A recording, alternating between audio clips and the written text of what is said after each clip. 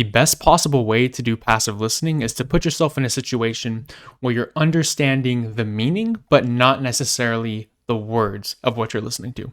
Let me explain. So with passive listening, you're not putting 100% of your focus. Maybe you're doing the dishes, you're hitting a workout, whatever it may be, right? You're not putting all your attention in. And so with this in mind, you have to understand that it's super essential to be able to follow along with what's going on. Because if you're listening to something that you've never heard before and you zone out for like a minute because you're doing something particularly that requires more attention, and then you zone back in, now you're completely lost. You have no idea what was said. You have to pull out your phone, rewind, whatever it may be. And it adds friction to this whole process, okay?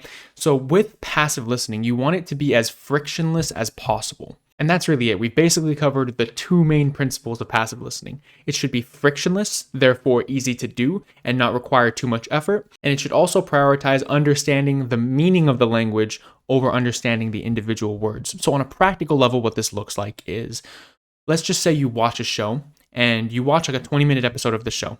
And you look up all the unknown words or a lot of the unknown words or whatever it may be. You look up words.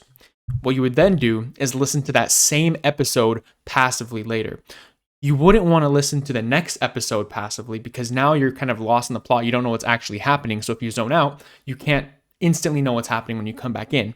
And on top of that, there's more words in that next episode that you haven't seen yet and that you won't know. And it will decrease your comprehensibility of that listening, right?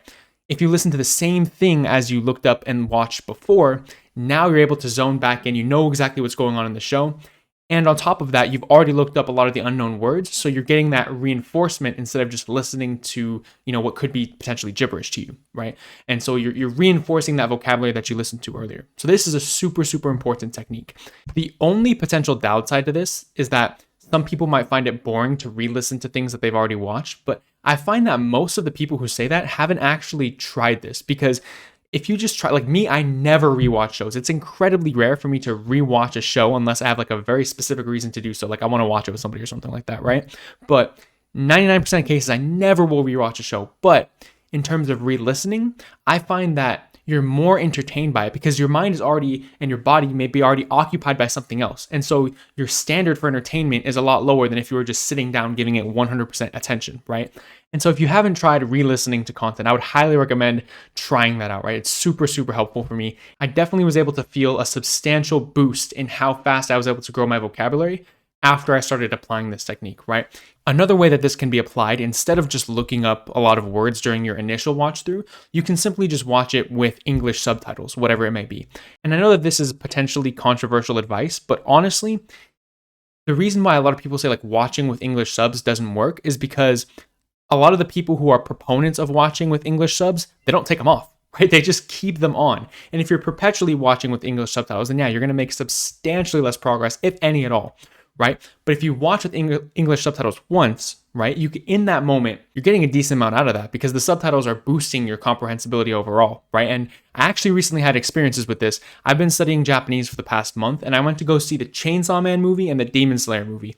And when I was watching those movies, I was watching it with English subs with the Japanese language. And there were times where I could literally like feel myself acquiring language in real time because I would read the English subs and I would know every word that they said in Japanese except for one. And I would just check the sub in English to know what that one missing word was. And I was like picking up words like that just from that experience. So especially at the beginner level, like if you're advanced, then you don't have to do this, right? You can just actually just listen to the whole thing without even using subtitles, and your passive listening is just easy. You don't even have to do the re-listening techniques and stuff like that. The lower level you are, the more that this applies. And so you're getting benefits just from watching with English subtitles, but then the real benefits come in during your passive time, right? Where you take off the subtitles and you just listen to it. Now, any words that you started to acquire with those subtitles, that was kind of like an instant lookup in a way where you're just hearing it and then you're looking it up in that moment with the subtitles.